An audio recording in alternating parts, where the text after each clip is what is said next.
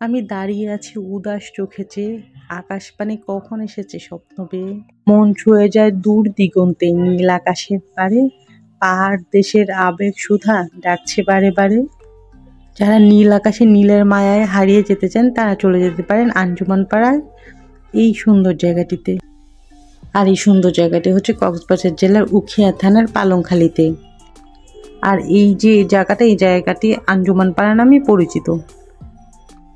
এখানে একটা প্রজেক্টের কাজ চলছে, আপনারা প্রজেক্টের কিছু সরঞ্জামাদি দেখতে পাচ্ছেন। এই পাশে প্রজেক্ট চলছে। আর সামনের দিকে যে নদীটা দেখতে পেয়েছিলেন কিছুক্ষণ আগে, এটা হচ্ছে নাফ নদীর একটা শাখা।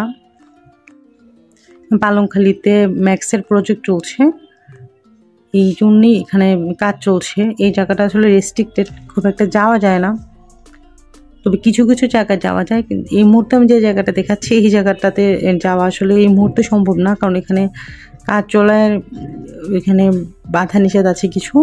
আর এই যে নীল আকাশ আর এই নীল নদীর পানিটা দেখতে পাচ্ছেন, এটা হচ্ছে নাফ নদীর শাখা।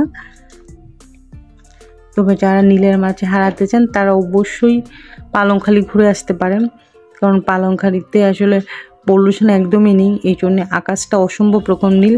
আর দূরে যে আপনি দেখতে পাচ্ছেন ধুধু পাহাড়, এটা কিন্তু মায়ানমার, এটা একদম বর্ডারের কাছে হয়, এখান থেকে মায়ানমার দেখা যায়। আর এই জায়গাটাতে একটু প্রবলেম হচ্ছে, প্রায় এখানে কিন্তু গোলাগুলিও হয়। জায়গাটি অসম্ভব সুন্দর, কিন্তু এই জায়গাটাতে প্রবলেম হচ্ছে প্রায় এখানে যারা ঘুরতে যায় তারা গোলাগুলির আওয়াজ শুনতে পায়।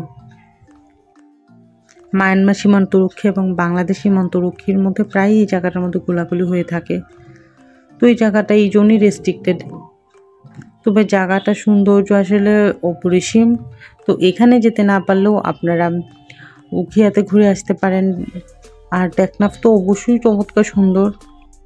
এই জায়গাটার অনেকগুলো বৈশিষ্ট্য আছে, আপনি একসাথে টেকনাফের সৌন্দর্য যেমন উপভোগ করতে পারবেন, মায়ানমারের কিছুটা পাহাড় দেখতে পারবেন আপনি, আর কক্সবাজারের বিচেরও কিছুটা ফ্লেভার পাবেন এখানে।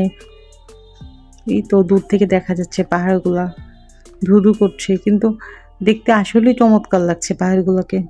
আমি যে কয়দিন ওখানে ছিলাম রোজ নিয়ম করে ওই মাঠে দৌড়ে যেতাম, কারণ ওই জায়গা থেকে আমি নিজের মতো করে আকাশ দেখতে পারতাম।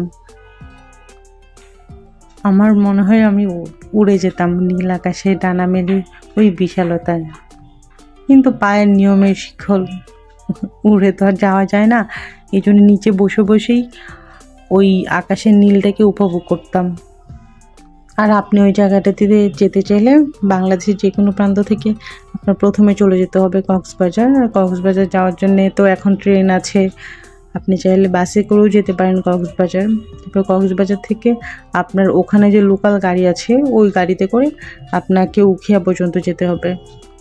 তারপর উখিয়া থেকে ওদের যে লোকাল যে অটো থাকে, বা যদি আপনার পার্সোনাল কার থাকে তাহলে তো পার্সোনাল কারে করে ওই জায়গাগুলোতে আপনি যেতে পারবেন। তবে এই জায়গাগুলোতে কিন্তু আপনি স্টে করতে পারবেন না, আপনাকে দেখে চলে আসতে হবে। উখিয়া শহরে আপনি থাকতে পারবেন, তবে সবচাইতে ভালো হয় আপনি যদি কক্সবাজারের দিকেই থাকেন বা হিমছড়ির দিকেও কোনো যদি রিসোর্টে থাকেন তাহলে ভালো হয়। আপনি হিমছড়ি থেকে দিনে দিনে ওই জায়গাগুলো দেখে চলে আসতে পারেন, কারণ এই জায়গাগুলোতে এখনও মাঝে মাঝে গোলাগুলি শব্দ শোনা যায়। তো ভালো থাকবেন, ভিডিওটা কেমন লেগেছে কমেন্ট সেকশনে জানাবেন। যদি এখন আমার চ্যানেলটা সাবস্ক্রাইব করে না থাকেন তাহলে আমার নেক্সট ভিডিওগুলো দেখার জন্য চ্যানেলটা সাবস্ক্রাইব করে রাখতে পারেন। আর যদি উখিয়ার পালংখালীতে ঘুরতে চান তাহলে অবশ্যই কেমন লেগেছে এই জায়গাটা জানাবেন।